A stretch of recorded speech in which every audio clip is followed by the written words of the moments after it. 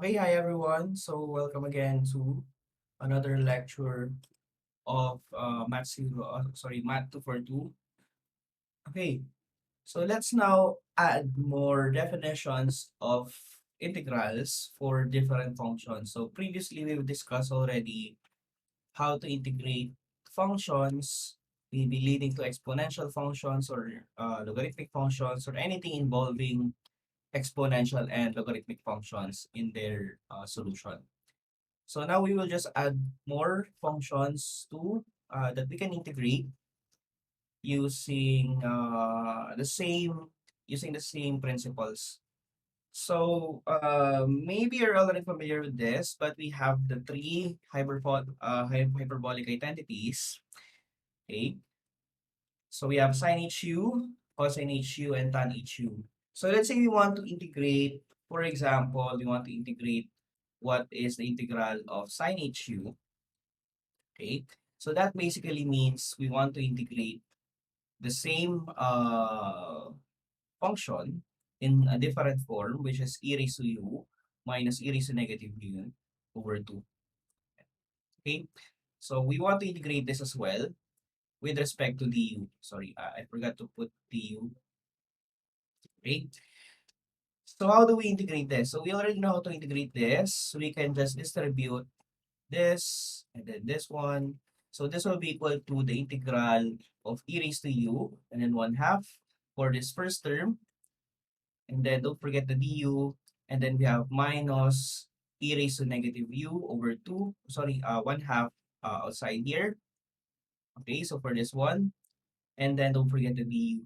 So the integral of e raised to u will be e raised to u, right? And then minus 1/2 the integral of e raised to negative u. So what is the integral of e raised to negative u? Okay, so uh we can let negative u as v. Okay, so v is equal to negative u. And then finding the derivative, we have negative du. So therefore, we have an integral here, e raised to v, and then we have negative dv. Okay, negative dv. So this will be equal to, we have negative e raised to v, okay, plus c, ano? And simplifying this, v is equal to negative u, so we have e raised to, or sorry, negative e raised to negative u plus c. So the integral here will be negative e raised to negative u, and then plus c. So as you can see, if you simplify this, okay, if you simplify this will be equal to 1/2 e raised to u plus 1/2 e raised to negative u plus c. And as you can see, if we simplify this, we can turn this into a single fraction. We have e raised to u plus e raised to negative u over 2, and then plus c, which is, no, so the integral of sine hu du, okay, this is equal to the cosine hu. So that is why the integral of sine hu is also equal to cosine hu plus c. Okay, so we can do this for other hyperbolic functions. We can try again, no? Solving, let's say, the tan hu, we have to use u substitution, no, in the denominator to solve for its integral. Okay, and that will be the same with cotangent, uh, secant, and cosecant. But basically, the cosecant here, so cosecant hu is equal to 1 over sine hu. Secant hu is equal to 1 over cos hu, and then cotangent hu is equal to 1 over tangent hu. Okay, so be mindful of this. So this is not equal to that, no? Yeah, so these are the things that you should remember all the time. So again, no, if we integrate this for every hyperbolic function, we have the following solution, okay? And this one. So there are a lot of integration formula that we have to remember. You know, there are a lot of integration formulas for hyperbolic functions. But anyways, usually we do not use all of this. So be familiar with what we do in solving hyperbolic or in using U substitution. Okay, so first example, we have e raised to negative x and sin h dx. So how do we integrate this function? Okay, so integrating this function, we do not have a direct integral of this, no? So if maybe we can use U substitution, okay? I don't think that will work. No?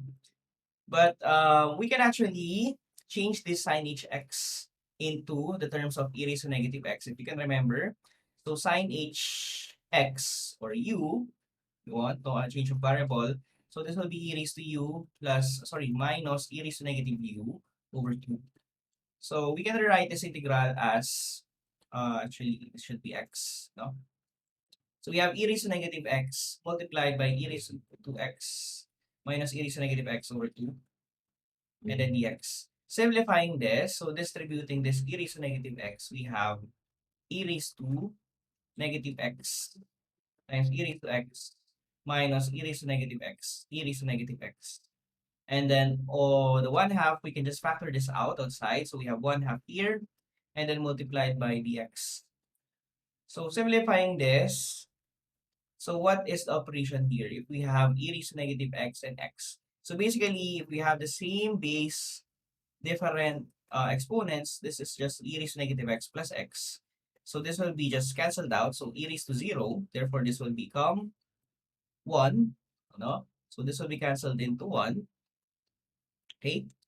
So we have 1 and then this one, we have negative.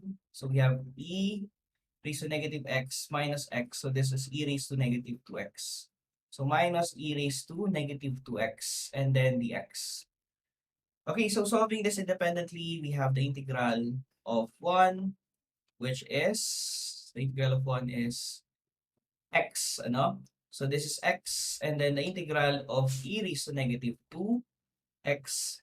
So what is the integral of e raised to negative 2x dx? You can do this mentally already, but just to show you the solution, so we have to let this as v. So v is equal to negative 2x. The derivative of v is negative 2 dx. So therefore, dx is equal to dv over negative 2.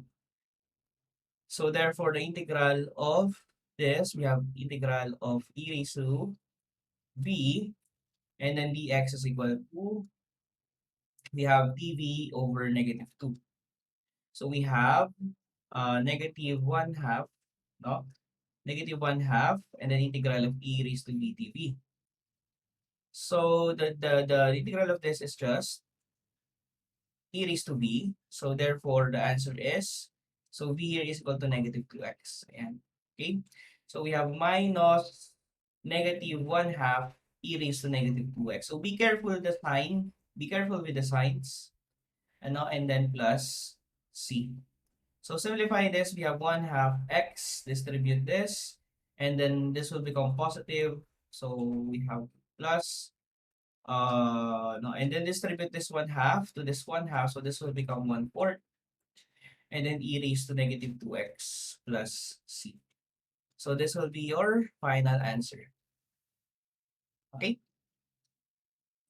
that's all. So another example. So evaluate this given integral or the given integrals. Okay, so with this one, as you can see, we have a power here, we have here cosine h. So we can let u as sin hx. So why is that? Sin h squared 2x. So why is that? So because if we find the derivative of this sin h 2x, the derivative of that is cosine h 2x. And this problem will become general power rule problem, no? So that's it, no? So let's try finding the derivative here. So du is equal to 2 sin h 2x, okay? So power rule to guys, no? So 2 will become a coefficient and then minus 1. So this will be just 1. And then 2x. And then by the chain rule, you want to find also the derivative of 2x. So find the derivative as well of 2x. And then yung dx multiplied by dx. So du is equal to, so the derivative of 2x is 2. So this will become 2 times 2. So we have 4 sine h 2x dx. Sorry, it should be cosine, no? Sorry. Not squared here. Sorry. But why did I square this? Sorry. Let's repeat this again, no? So we have dv du is equal to cosine h pala, ano? So positive cosine h 2x. Okay. I'm sorry. I forgot about this. So cosine h 2x, and then find the derivative of 2x, that is, so we have 2, no? So the derivative of 2x is 2 and then multiplied by dx. So this is equal to 2 cosine h 2x. Ayan. Okay, and then dx. So dx is equal to du over cosine h 2x times 2. So the problem will reduce into this, ano? So we have sine h squared 2x. So this will become u squared, ano?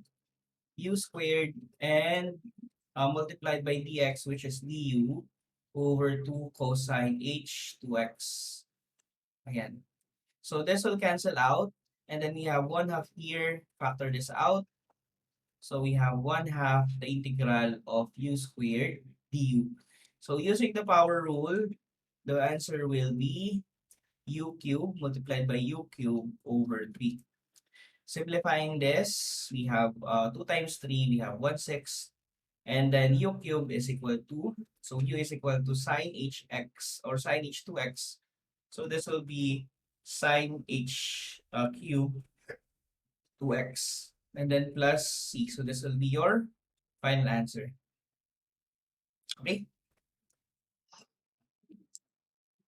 Okay, next example here. So evaluate the following integrals. Okay, so what can we see here, no?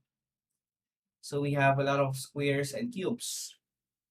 So we know already the integral of secant h squared, no? So secant h squared, no? What is the integral of secant h squared? Okay, so this is equal to, we have tangent h, no? Tangent h squared u plus c. So therefore, if we let u as x cubed, okay, it will reduce to this, no? Because the derivative of x cubed is 3x squared, so we can cancel the x squared in this coefficient. So we have u is equal to x cubed, so du is, okay, du is equal to 3x squared dx, no? And then therefore dx is equal to du over 3x squared. So this will be equal to the integral of x squared, and then this will reduce into secant h squared u, and then dx is du over 3x squared. So we can cancel this x squared here, and then the 1/2 can be factored out. So we have 1/3 the integral of secant h squared u du. Okay? So this secant h squared u du can be integrated again as tan h squared u. So we have 1/3 tangent h squared u plus c. Okay? And then simplify this. We have u is equal to x cubed. So therefore, the final answer should be, sorry, not squared, no? But may squared pala to. So this should be tan h x cubed. Ayan, plus. So this will be your final answer. Okay? So that will be all for this video.